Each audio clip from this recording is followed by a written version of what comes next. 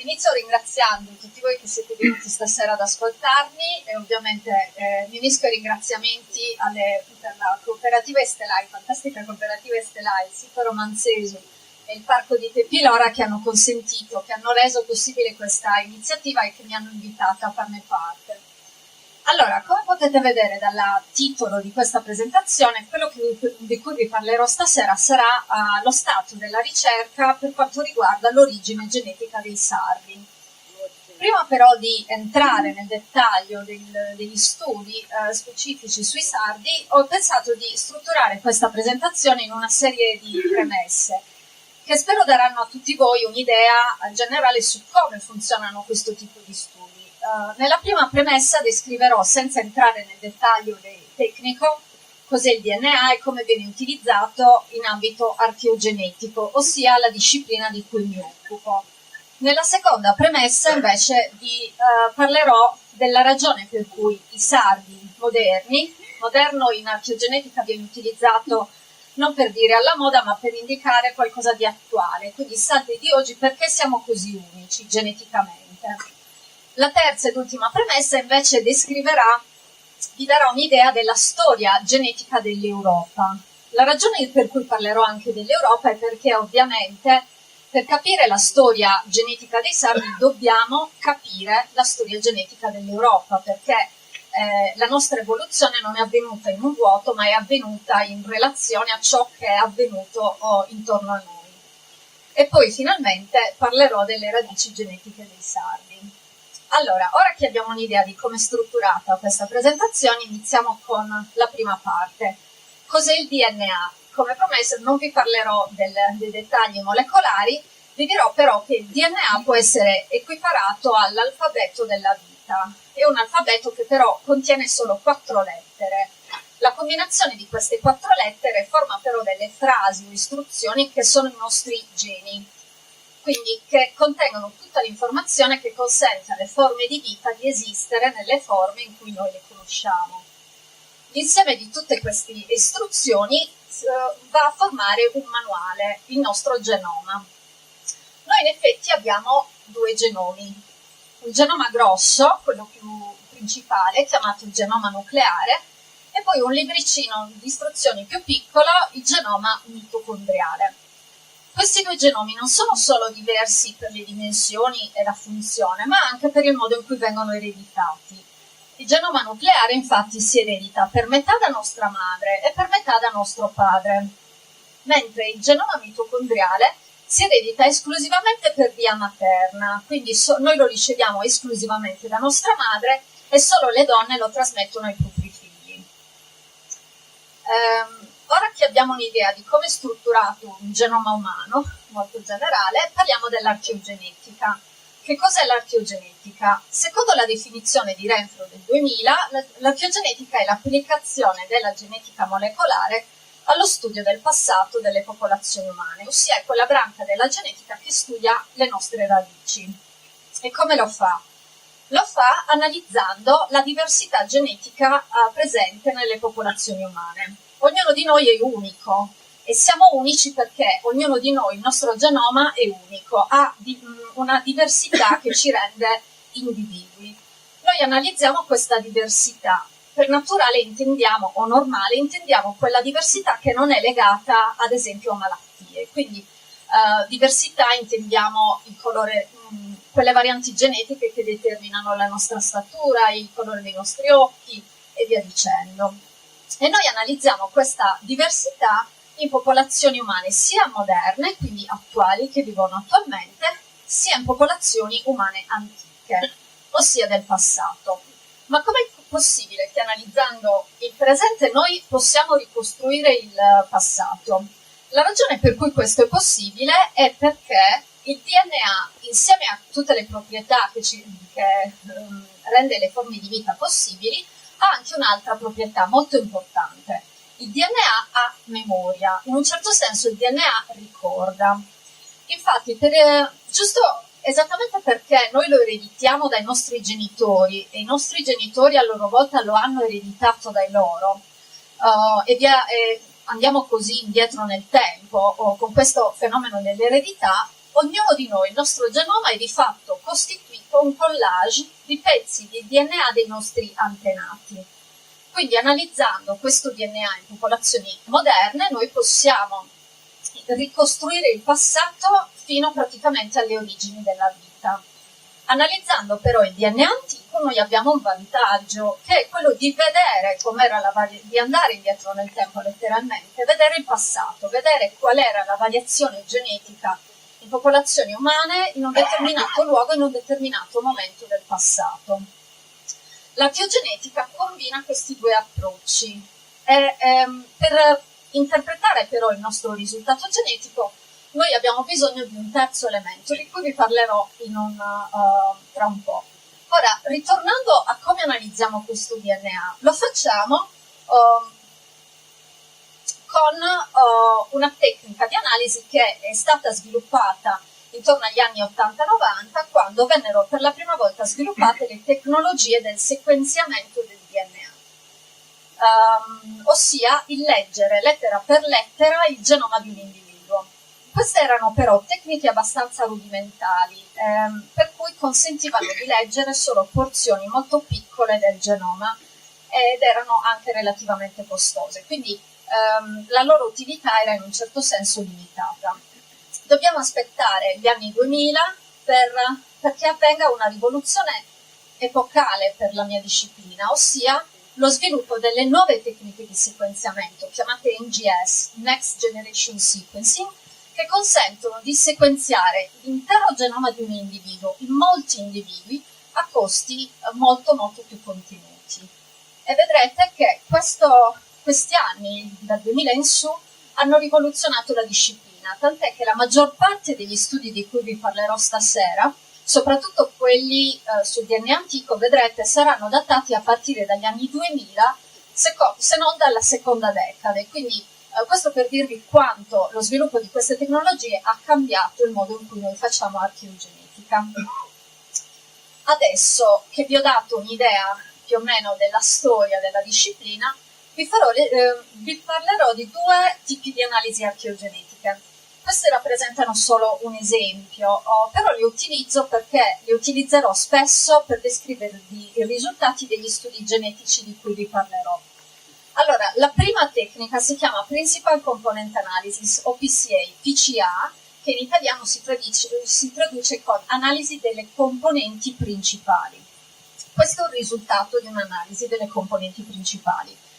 Questa tecnica mostra somiglianze genetiche tra individui e popolazioni e lo fa utilizzando questi simboletti. Ognuno di quei punti, ognuno di questi simboli, rappresenta il dato genetico o genomico di un individuo, di una persona. Vedete che i punti hanno diversa forma e diverso colore. Forma e colore rappresentano l'appartenenza di quell'individuo ad una determinata popolazione. Potete anche vedere che questi punti sono distribuiti in uno spazio a due dimensioni, o componenti, da cui il nome della tecnica. Normalmente quelle che vengono visualizzate sono la prima componente sull'asse delle X e la seconda componente sull'asse delle Y, delle quali la prima componente rappresenta il segnale genetico più forte, sono organizzate gerarchicamente. Ora, spero tutti possiate notare come i puntini della stessa forma e colore non sono sparsi a caso nel diagramma, ma tendono a stare insieme. Questo perché quegli individui appartengono alla stessa popolazione. Appartenere alla stessa popolazione significa condividere una storia genetica comune, questo è inevitabile, fa parte della genetica di popolazioni. Ma da questo anche deriva che popolazioni simili, geneticamente simili, saranno vicine in un diagramma del genere.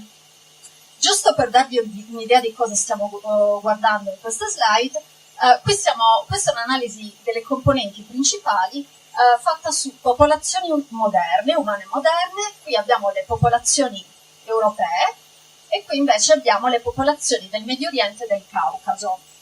E come potete notare, le popolazioni europee tendono a stare insieme molto più strettamente delle popolazioni del Caucaso, che invece del Medio Oriente e Caucaso, che si allungano su questa diagonale. Si differenziano, noi diciamo, soprattutto sulla seconda componente.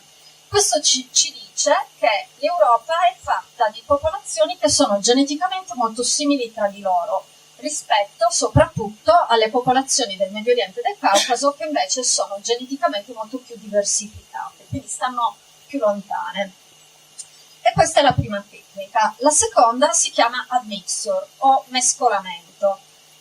L'admixture è una tecnica che intende analizzare. Mescolamento non è solo il nome della tecnica, ma è anche il nome di ciò che questa tecnica intende analizzare, ossia il mescolamento genetico per mostrare radici genetiche comuni.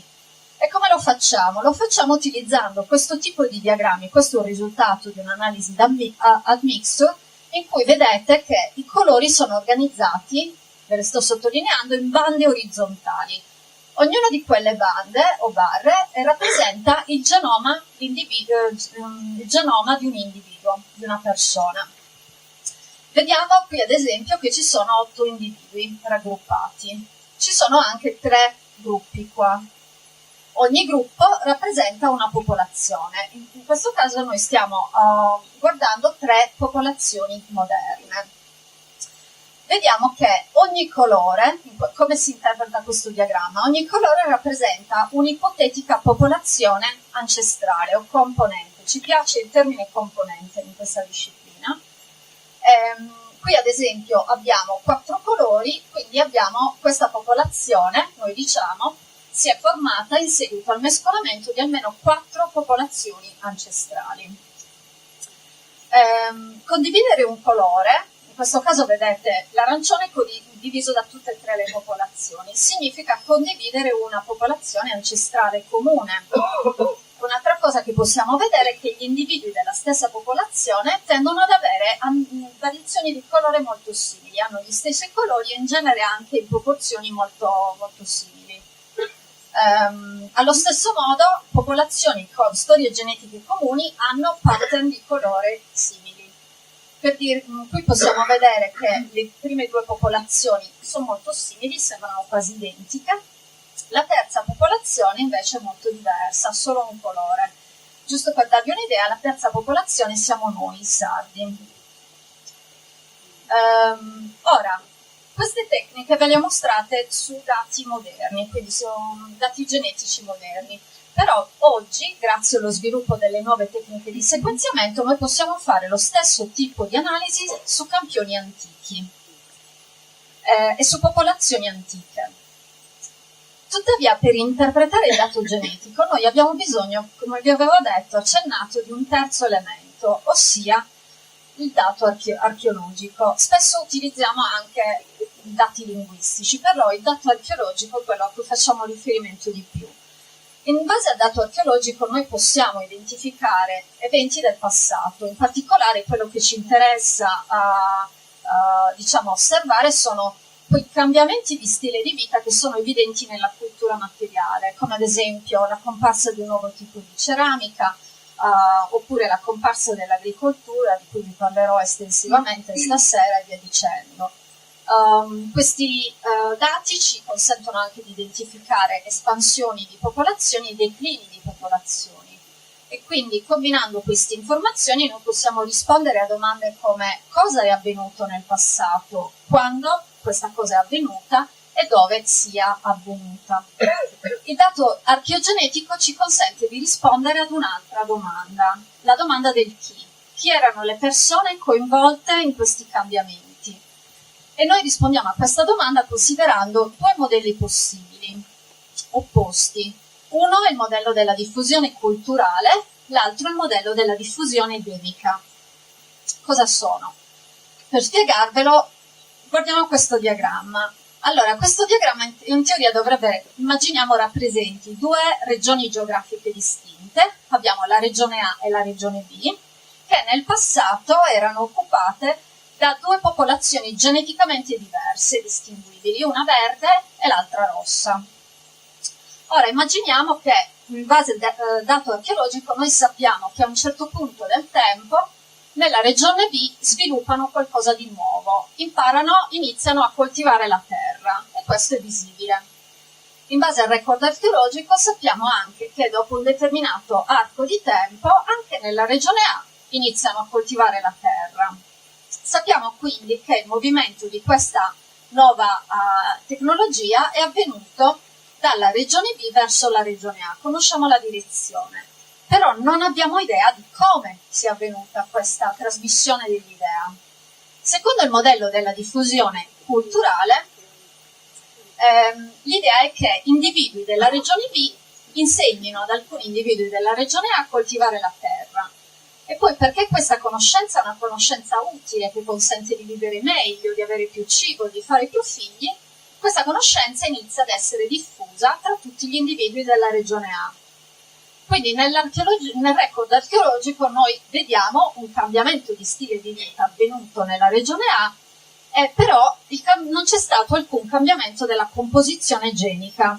La popolazione è rimasta la stessa. E noi questo oggi possiamo verificarlo geneticamente. Se facessimo ad esempio una mixture analysis, un po' tagliato, vabbè, nella regione B vedremmo che se campionassimo individui del passato e individui del presente, vedremo che sono sempre verdi, quindi non è cambiata la composizione genetica.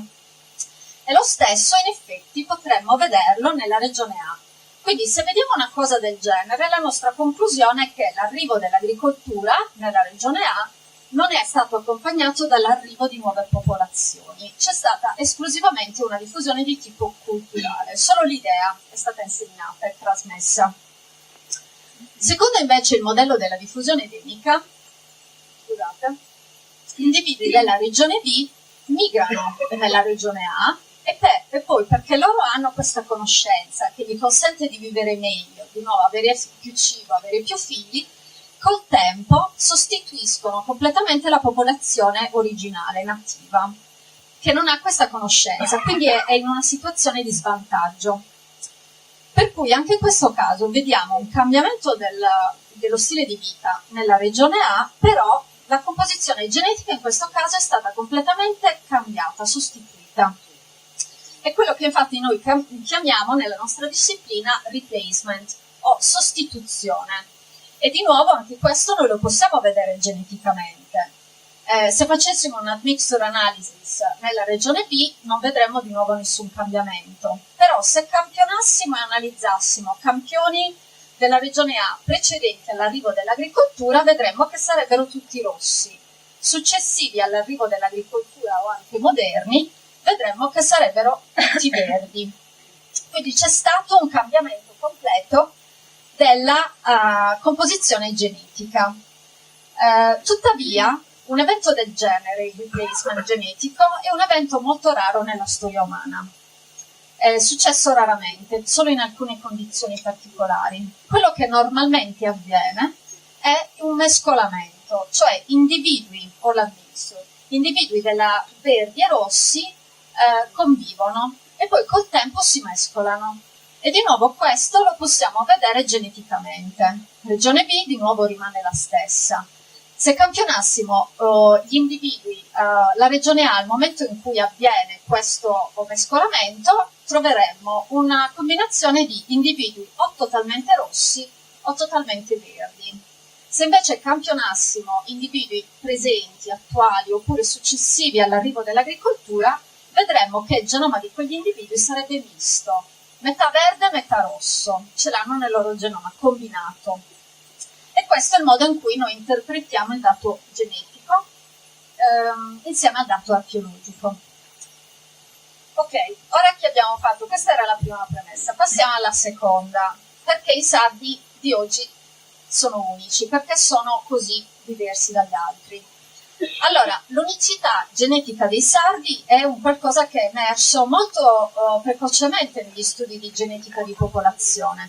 Questo ad esempio è uno dei primi studi di genetica di popolazione fatto a livello europeo dal famosissimo Cavalli Sforza, Menozzi e Piazza. Questo è uno studio del 94 e mostra una mappa di frequenza fatta utilizzando non DNA di sequenza, perché nel 94 il sequenziamento c'era ma non si poteva utilizzare su un numero elevato di individui, quindi loro utilizzavano i cosiddetti marcatori classici, quindi usano 95 e analizzano la frequenza di questi marcatori a livello geografico, e quello che osservano è che c'è un gradiente di frequenza. La frequenza tende ad essere più alta di questi marcatori nel Medio Oriente e poi decresce mano a mano che noi ci spostiamo verso l'ovest dell'Europa. Ora, vi sto mostrando questa figura perché vorrei farvi notare che c'è qualcosa che manca. La Sardegna, infatti, non c'è. Perché? Non c'è non perché non avessero un dato genetico, ma perché le frequenze di questi marcatori nella popolazione sarda erano così alte, così anomale rispetto alle aree circostanti, che se avessero incluso la Sardegna in quella figura non si sarebbero più viste nessuna delle differenze che stanno mostrando qua, perché loro erano veramente, le frequenze erano completamente sballate sostanzialmente, quindi la esclusero, però ovviamente notarono che queste frequenze erano un dato anomalo. Questa, stranezza viene poi confermata in studi successivi. Qui stiamo facendo un passo avanti nel tempo, è uno studio molto importante di John November del 2008, quindi siamo negli anni 2000. Questo è uno dei primi studi in cui si analizza il genoma umano, l'intero genoma di un numero elevato di individui in tutte le popolazioni europee.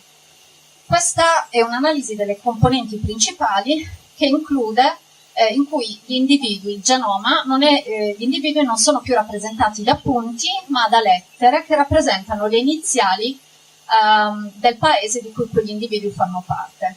Quindi, ad esempio, qui abbiamo i portoghesi, gli spagnoli, i francesi e qui abbiamo gli italiani, che hanno questa caratteristica forma allungata perché l'Italia, essendo una penisola con storie molto diverse, è anche geneticamente estremamente diversa. Ma quello che John November nota è questo gruppetto qua di italiani che non stanno con gli altri. Al tempo lui non aveva l'informazione sull'origine regionale di questi individui, per cui nella sua discussione lui li descrive come probabilmente individui provenienti dalle isole, dice o siciliani o sardi. Successivamente, con gli anni, si scopre che quegli individui sono effettivamente sardi, siamo noi. Ora, un altro studio molto importante che in un certo senso ha aggiunto ancora più mistero su questa unicità dei sardi è questo qui di Keller del 2012. Questo è uno dei primi studi in cui si analizza il genoma di un campione antico. Questo campione è un campione antico italiano, loro lo chiamano Eisman, in Italia è noto come Ozzi. Quando vi parlerò nella prossima slide di Ozzi, quando lo utilizzano, lo proiettano in un'analisi delle componenti principali, questa è la posizione di Ozzi, quel punto nero, e quando lo confrontano con le altre popolazioni europee vedono che Ozzi non sta con gli europei, sta però vicino ai sardi, di nuovo. Ora, questo era uno studio abbastanza, le tecniche di analisi erano ancora in fase di sviluppo, quindi lui non era in grado di identificare la Sardegna come unica somigliante ad Ozzi. Lui parlava di affinità tirreniche, usa questa espressione, e quindi dice potrebbe trattarsi di un'affinità tirrenica o con la Corsica o con la Sardegna. Dobbiamo aspettare 2 anni, questo è lo studio di Sicora del 2014, con un'analisi molto più approfondita del genoma di Ozzi per avere la conferma.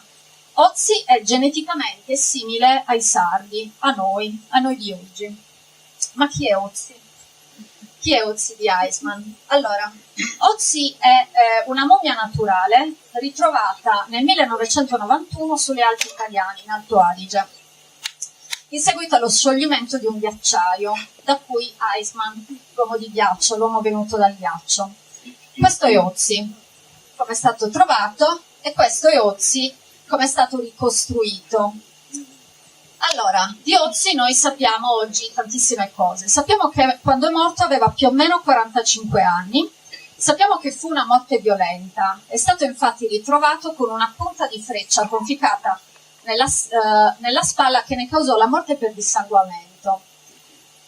Questa ovviamente fu una tragedia per lui, ma devo ammettere una fortuna per il mondo scientifico, perché grazie a questa morte inusuale il suo corpo si è conservato perfettamente.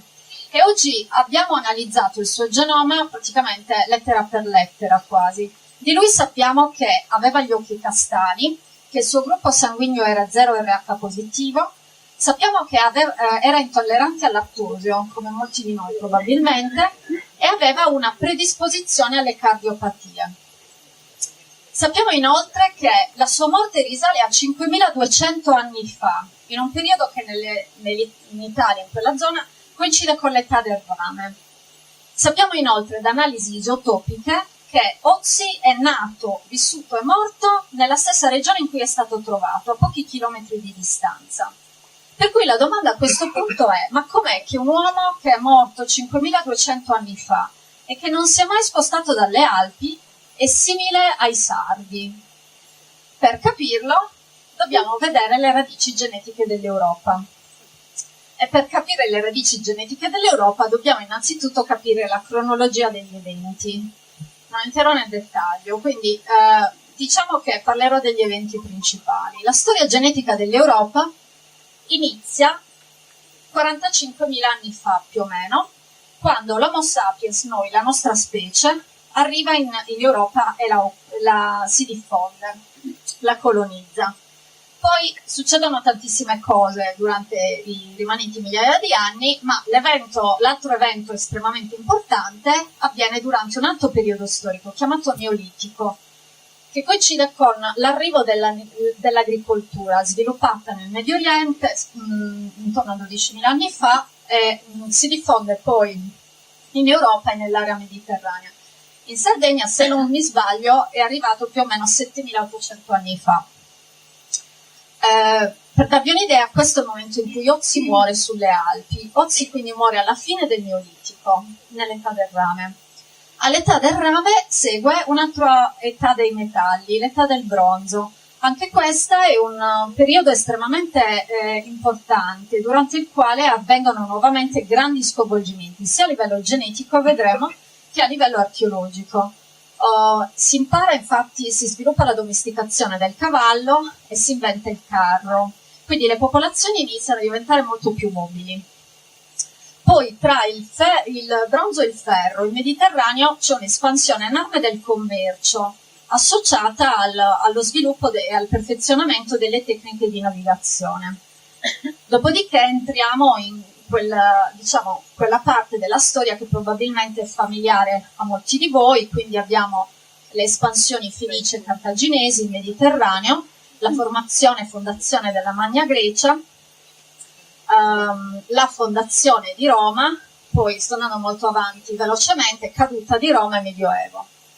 Allora, la maggior parte degli eventi di cui vi parlerò è concentrata tra la fine del Paleolitico e l'età del ferro. Ora che abbiamo un'idea della cronologia, vediamo di parlare del dato genetico. Allora, l'Europa, come vi ho detto, è fatta di popolazioni occupate da popolazioni geneticamente molto simili. Noi siamo qua, siamo la Sardegna, a Banna, con Tissoro. Però, come vedete, siamo anche vicini a tutti gli altri. E questo perché tutte le popolazioni moderne dell'Europa si sono formate dalla diffusione e il mescolamento di 3 componenti genetiche ancestrali. Queste sono la componente dei cacciatori-raccoglitori o hunter-gatherers del Paleolitico, i coltivatori del Neolitico, i farmers, e poi i pastori delle steppe, chiamati Yamnaya. Vi dirò perché più in là. Questo è molto più visibile in questa analisi admixture, dove potete vedere, queste sono tutte, è una mixture analysis mettendo insieme tutti i campioni di diverse popolazioni europee moderne. Questi sono i sardi alla fine, e come potete vedere tutte hanno in varie proporzioni questi 3 colori: il blu dei cacciatori-raccoglitori, l'arancio dei farmers, i coltivatori, e il verde degli Yamnaya. Ma com'è che tutte le popolazioni europee moderne hanno queste componenti? Ebbene, facciamo adesso un viaggio indietro nel tempo e iniziamo con il Paleolitico.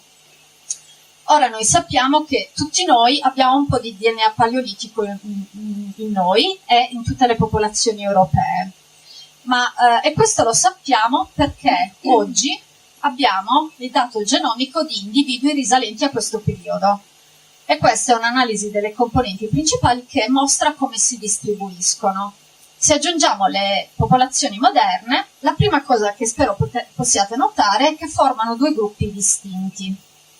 Cosa significa questo? Significa che nessuna popolazione attualmente vivente in Europa somiglia più a questi hunter-gatherers, a questi cacciatori e raccoglitori, ai primi europei. In particolare ci sovrapponiamo molto bene sulla seconda componente, però ci differenziamo sulla prima. Da questa parte c'è il segnale degli hunter-gatherers, mentre le popolazioni moderne, vedete, sono spinte dall'altro lato, da questo lato. Cosa c'è lì? Per saperlo ci dobbiamo spostare in avanti nel tempo al Neolitico. Di nuovo, noi sappiamo che tutti noi abbiamo un po' di DNA arancione neolitico nel nostro genoma. E di nuovo sappiamo che questo deriva dai coltivatori neolitici perché abbiamo accesso al DNA di questi individui. Per farveli vedere utilizzerò quest'altra analisi delle componenti principali. Qui praticamente questa è un po' diversa dalle altre perché questa è un'analisi in cui i campioni antichi rappresentati da questi simboli colorati sono sovrapposti su popolazioni moderne che sono invece rappresentate da questi punti grigi nello sfondo. Giusto per orientarvi, qui ci sono gli europei e qui ci sono le popolazioni del Medio Oriente e del Caucaso. Ritornando ai campioni antichi, questi sono gli hunter-gatherers. Qui ci sono meno punti rispetto alla slide che vi ho fatto vedere prima, perché questo è uno studio del 2016, l'altro era uno studio del 2019. Quindi questo per darvi un'idea quanto il numero dei campioni aumenti di anno in anno in questo tipo di studi. I campioni del Neolitico sono questi triangolini, questi qua. Come potete vedere sono due gruppi di nuovo distinti. Cosa significa questo? Significa che l'arrivo del farming, della coltivazione e dei farmers in Europa, la diffusione dell'agricoltura è coincisa con una diffusione endemica, cioè sono arrivate nuove popolazioni che hanno portato l'agricoltura e queste popolazioni venivano da qualche altra parte. Noi sappiamo che venivano probabilmente dall'Anatolia e prima di allora dal Levante. E queste popolazioni erano geneticamente distinte e diverse rispetto a cacciatori e raccoglitori che vivevano in Europa prima di loro. In particolare, vedete, si distinguono sulla prima componente, per cui adesso sappiamo che se da quel lato ci sono gli hunter-gatherers, i cacciatori e raccoglitori, ciò che sposta le popolazioni moderne lontane da loro in quella direzione è l'arrivo di questa componente arancione neolitica. Un'altra cosa che possiamo notare è la posizione dei sardi moderni. Ora, li ho evidenziati. I sardi moderni si sovrappongono, sono gli unici in effetti, che si sovrappongono perfettamente con i coltivatori neolitici europei. E questo è ancora più visibile se guardiamo l'admixture analysis, sono la popolazione europea che ha più arancioni in assoluto. E questa è la ragione per cui i sardi di oggi, noi, siamo la popolazione europea geneticamente più vicina ai coltivatori del Neolitico europei. E questa è anche la ragione per cui noi appariamo così simili ad Ozzi. Ozzi era un campione della fine del Neolitico, quindi geneticamente sarebbe ricaduto più o meno in questa posizione qua. Quindi lui somiglia a noi non perché fosse sardo, ma perché noi siamo rimasti uguali alle popolazioni che vivevano in Mediterraneo al tempo di Ozzi. Però vi ho detto che tutte le popolazioni europee moderne hanno una terza componente. Questa componente è stata introdotta nell'età del bronzo. I campioni, di nuovo, è presente in tutte le popolazioni europee ed è rappresentato nell'admixture analysis dal verde. Oggi noi sappiamo che origina dal bronzo perché abbiamo il dato genetico di campioni risalenti a questo periodo e questa è la loro posizione nell'admixture analysis, scusate, nell'analisi delle componenti principali. Di nuovo, se confrontiamo questo gruppo con quelli precedenti, è un gruppo diverso. Quindi di nuovo possiamo concludere che anche l'arrivo del bronzo in Europa è stato segnato da una diffusione endemica con l'arrivo di popolazioni geneticamente diverse.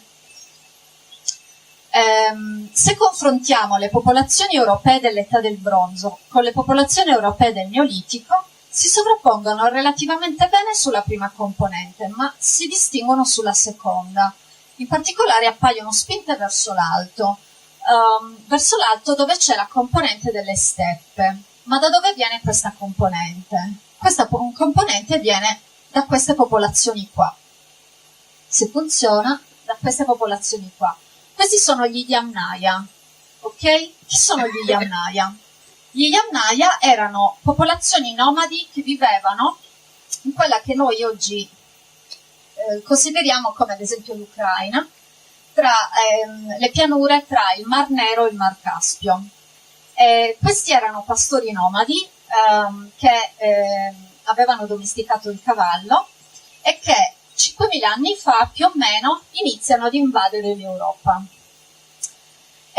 Cambiano completamente la storia genetica degli europei, non solo, ma introducono anche innovazioni ovviamente.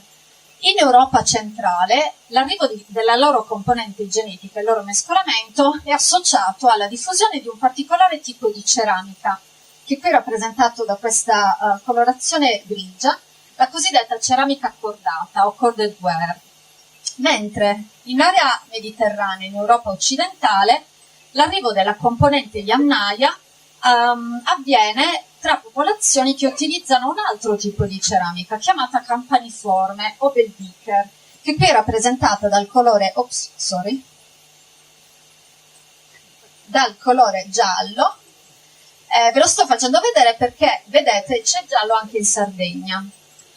Però il fenomeno campaniforme è un fenomeno molto anomalo, se non archeologicamente, ma credo che sia anche archeologicamente, sicuramente dal punto di vista genetico. Ve ne parlerò più in là. Ora, ritornando al bronzo e ai sardi moderni, i sardi moderni ovviamente stanno sempre lì. Quindi i sardi moderni, potete vedere, non hanno niente a che fare con le popolazioni del bronzo europeo. E questo di nuovo diventa molto più visibile nella mixture analysis. Non hanno quasi per niente verde, ne hanno pochissimo. I sardi infatti sono tra gli europei la popolazione con meno verde in assoluto. Noi non abbiamo quasi ricevuto per niente questa componente genetica, a differenza di tutti gli altri europei. Ma perché? Andiamo a vedere le radici genetiche dei sardi. Finora cosa abbiamo imparato? Abbiamo imparato che i sardi sono la popolazione europea moderna geneticamente più vicina ai coltivatori farmers neolitici e geneticamente più lontana dai pastori nomadi delle steppe, gli Yamnaya. Ma cosa sappiamo dei sardi del passato? Ebbene, fino a poco tempo fa non sapevamo quasi niente, ma nel 2020 ci sono stati 2 studi molto importanti che hanno pubblicato un numero molto elevato di campioni sardi di diversi periodi storici. Uno è stato lo studio di Marcus del 2020, che ha analizzato 70 individui da 21 siti archeologici che datavano dal Neolitico medio al Medioevo, e questa è la loro distribuzione in Sardegna. È stato uno studio enorme. Nello stesso anno ci fu lo studio poi di Fernandez, sempre del 2020, che analizzò campioni del Mediterraneo occidentale, tra cui anche in Sardegna, 35 individui da 9 siti archeologici, di nuovo che datavano dal Neolitico medio al Medioevo. E cosa trovano in questo studio? Iniziamo con i risultati dello studio di Marcus. Questa è un'analisi di nuovo delle componenti principali, in cui i campioni antichi sono rappresentati dai puntini colorati trasparenti. Per orientarci, questi sono i campioni dell'età del bronzo, questi sono gli hunter-gatherers e questi sono i farmers. Questi sono i campioni pubblicati. I campioni dello studio di Marcus sono questi qua, i puntini più grossi. E in particolare quel gruppo lì rappresenta campioni sardi del Neolitico e dell'età del bronzo. Se consideriamo solo i campioni del Neolitico, quello che Marcus osserva è che nel Neolitico medio recente i campioni in Sardegna sono geneticamente molto simili, identici alle popolazioni neolitiche del Mediterraneo occidentale. le analisi genetiche più, diciamo, accurate dimostrano anche particolare affinità genetica, in particolare con il sud della Francia e la penisola iberica. Ora, il fatto che non compaia la penisola italiana non deve essere considerato come un dato rilevante, infatti sfortunatamente non abbiamo molti campioni risalenti a questo periodo dalla penisola italiana, quindi il fatto che non ci siano somiglianze è più che altro dovuto ad una mancanza di dato genetico, però il fatto che ci siano somiglianze con il sud della Francia e l'Iberia ha perfettamente senso e si sposa col dato archeologico, perché noi sappiamo che l'arrivo dell'agricoltura in Mediterraneo occidentale è associato alla diffusione di un particolare nuovo, un altro tipo di ceramica, chiamata ceramica cardiale o cardial ware. Questa è una mappa che ne mostra la distribuzione ed è rappresentata da questo colore rosa intenso. Quindi la ceramica cardiale è stata ritrovata nella penisola italiana, vedete, in Sardegna, Corsica e nelle coste mediterranee della Francia e dell'Iberia. Quindi il fatto che ci siano affinità genetiche con queste aree del Neolitico ha perfettamente senso, perché probabilmente le popolazioni neolitiche arrivate in Sardegna venivano dalle coste settentrionali del Mediterraneo. Nello studio di Fernandez loro confermano i risultati di Marcus, quindi le popolazioni neolitiche sarde sono simili a quelle del bacino mediterraneo, sono molto omogenee, vedete i colori sono molto simili tra i vari individui, però in Fernandez loro identificano e si concentrano su campioni anomali, quelli che loro chiamano outliers, e nel gruppo dei neolitici loro trovano questo campione qua, il 15.940, perché è un campione strano. Come potete vedere ha dei colori molto anomali, il profilo è molto diverso rispetto agli altri sardi. E questa sua diversità è ancora più visibile se andiamo a guardare l'analisi delle componenti principali. Questi sono i campioni sardi e questo è il 15.940. È completamente da un'altra parte. Perché lì? Perché questo campione non è sardo. Questo campione viene da fuori e in particolare questo campione ha delle affinità col Nord Africa. Però è un campione che è stato ritrovato in Sardegna, è stato ritrovato nella necropoli di Angelunuri, vicino ad Alghero, in un contesto campaniforme del diche, data più o meno 4.400-4.300 anni fa, e ha questa componente africana. È un individuo misto, però chiaramente ha legami col Nord Africa. Ma non solo, questo non è un ritrovamento unico, è unico in Sardegna ma non unico nel Mediterraneo. Infatti, in un altro studio avevano ritrovato un altro individuo, questo in un sito nel sud della Spagna, sempre contesto campaniforme del Piker, e cronologicamente praticamente contemporaneo all'individuo sardo. Anche questo era un individuo legato al Nord Africa. E questo è di nuovo un qualcosa che noi possiamo spiegare archeologicamente o ricollegare al dato archeologico. Allora, noi sappiamo che il campaniforme, la ceramica campaniforme, è iniziata ad apparire in Sardegna più o meno 4.500 anni fa. Il campaniforme però è un fenomeno europeo. Infatti la ceramica campaniforme viene ritrovata più o meno in tutta l'Europa, questa è la distribuzione, il grigio rappresenta dove sono i ritrovamenti, però l'anomalia di questa ceramica è che è ritrovata a macchia di leopardo. E questo ha sempre incuriosito sia gli archeologi ma soprattutto noi archeogeneticisti. Oggi abbiamo il dato genetico di molti individui associati a questa ceramica e quello che è emerso è che sono molto diversi tra di loro, al punto che oggi noi riteniamo che la diffusione di questa ceramica in Europa sia avvenuta con un misto di diffusione culturale e diffusione di tipo endemico. E nelle fasi, diciamo, finali, la diffusione endemica è stata accompagnata con l'arrivo della componente di Amnaia, ma non in Sardegna. Ora, possiamo anche vedere che questa ceramica è presente in Marocco, non è soltanto presente in Europa, ma anche in Marocco. Per cui il ritrovamento di un campione chiaramente con origini nordafricane, in Sardegna e un altro molto simile in penisola iberica, ha fatto ipotizzare agli autori che durante il rame, quindi molto prima di quanto non avessimo mai immaginato per queste connessioni nordafricane, ci fosse un movimento di persone dal Nord Africa al Mediterraneo settentrionale, quindi l'Iberia e la Sardegna. E noi abbiamo un individuo che rappresenta questo movimento. È un maschio, tra parentesi.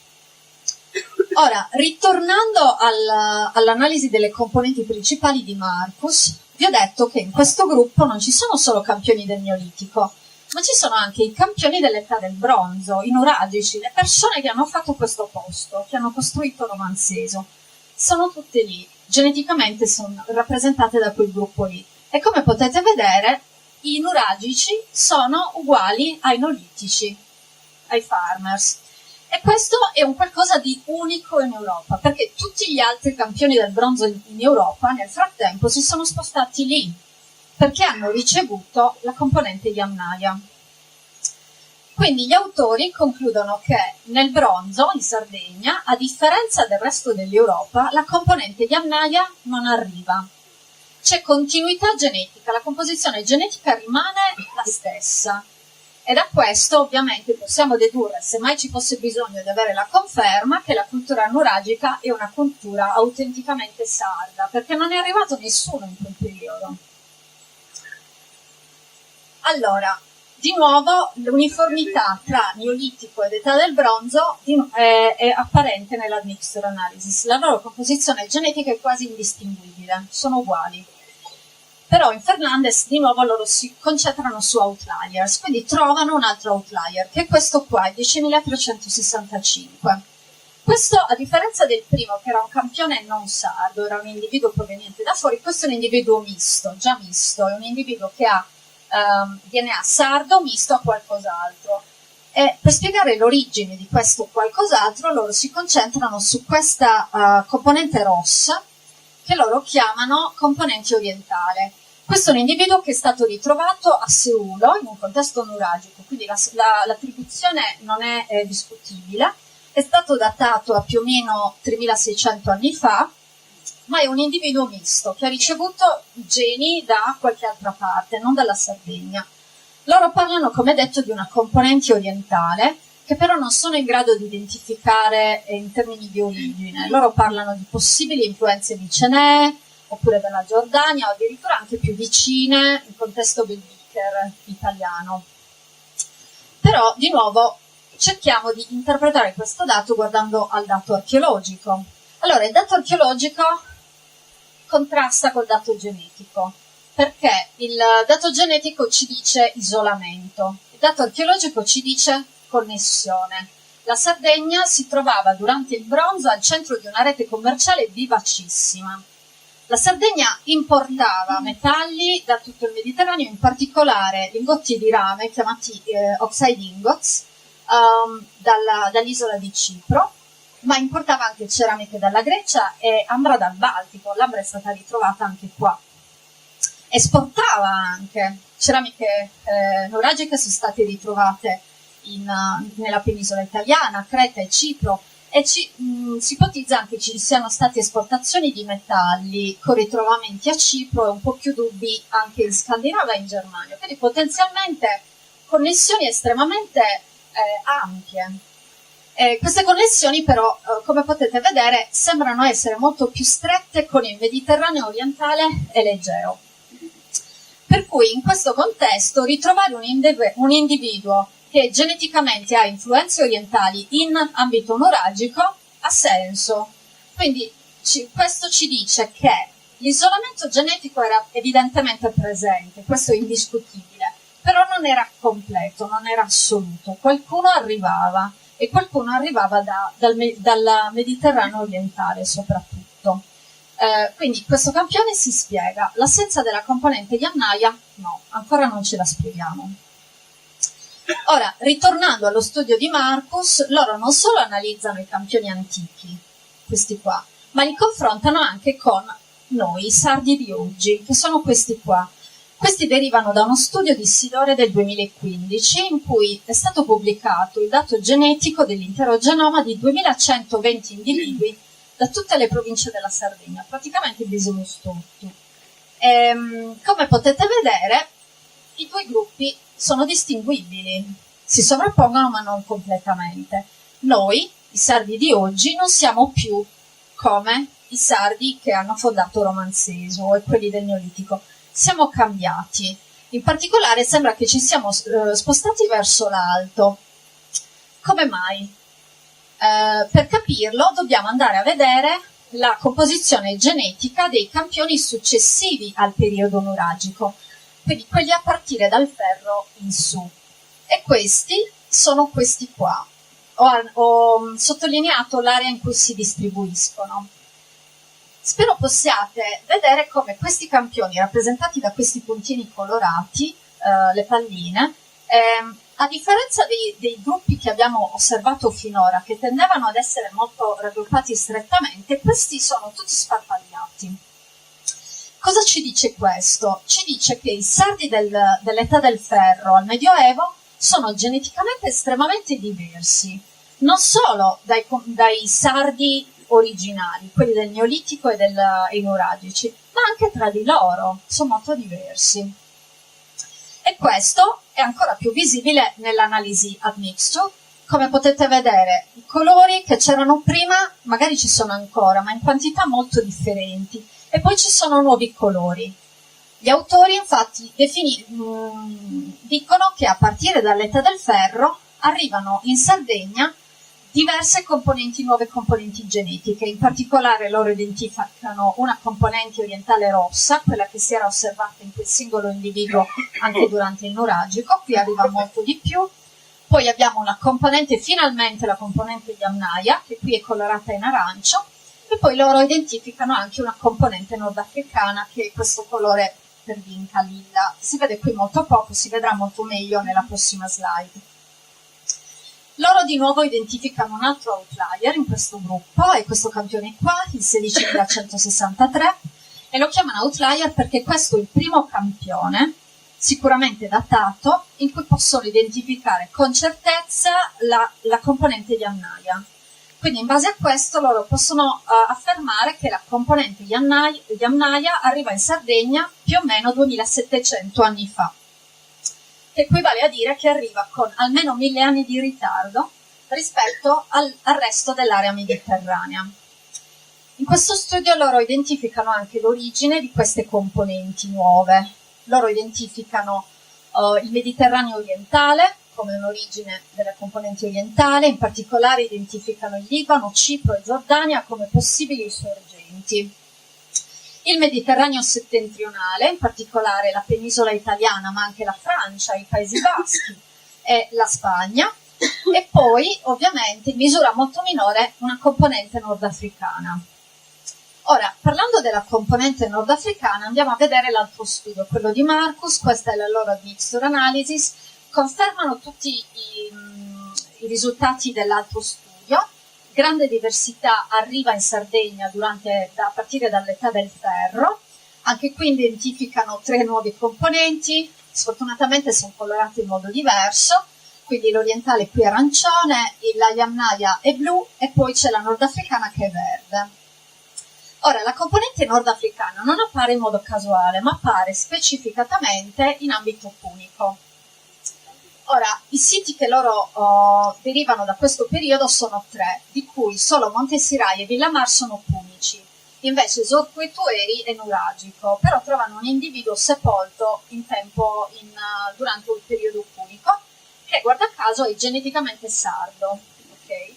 Mentre gli altri, vedete, sono diversi, hanno molti colori, hanno colori un po' sballati, ma quello che è interessante è che gli individui di Monte Sirai, che sono più vecchi di quelli di Villamar di almeno un paio di secoli, non hanno quasi componente verde, non hanno quasi componente africana, hanno più che altro componente orientale, mentre gli individui ritrovati a Villamar hanno molto più verde, hanno il verde, poi la componente diciamo orientale. Il ritrovamento di individui in ambito unico che abbiano anche origini africane miste ad origini orientali, di nuovo si sposa perfettamente con l'archeologia, con la storia. Cartagine, da cui originano questi individui, era infatti una colonia fenicia. I fenici originano dal Libano, fondano Cartagine in Tunisia e poi sono quelli che praticamente hanno dato inizio all'esplosione del commercio nel Mediterraneo. Fondano numerose colonie, tra le quali molte in Sardegna. Quindi ritrovare individui che hanno radici nordafricane e orientali in colonie puniche in Sardegna di nuovo ha senso.